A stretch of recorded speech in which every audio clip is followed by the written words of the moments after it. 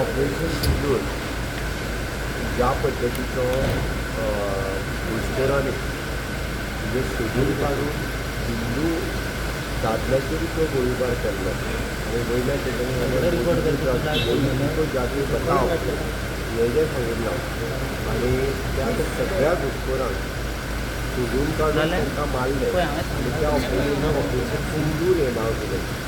त्यावेळेचं म्हटलं की सिंदूर नाही विकले तुझ्या त्या बहिणींचो सिंदूर पण आपण तेन्नाच विकून दिवचो ना फाटले टीम आशिल्ली आनी ताकाच लागून ताका ऑपरेशन सिंदूर हें नांव दितलें.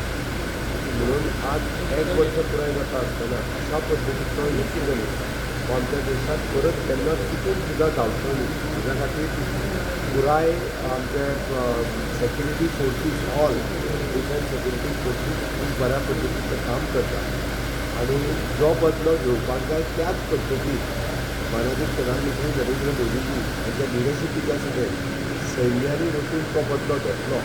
हांव तांकां सॅल्यूट करता. हांव त्या सगळ्या सैन्यांचें अभिनंदन करता जेणे बदलो घेतलो त्या सगळ्यांचें अभिनंदन करता आनी सातत्यान आमी माननीय प्रायम मिनिस्टर हांच्या लिडरशिपीच्या सकयल त्या देशांतली घुसखोरी ही सोंपोवपाक शकले हें आमच्या खातीर गौरवाची गजाल आसा.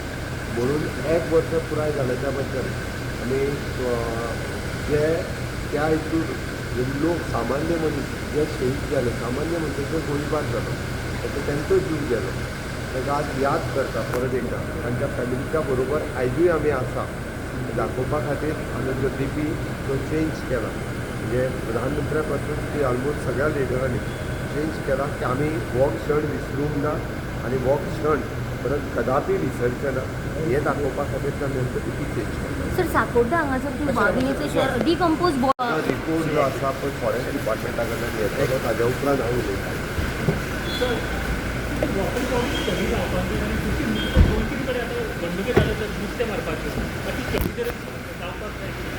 हांव पोल्युशन कंट्रोल बोर्डाक इन्स्ट्रक्शन्स दिता.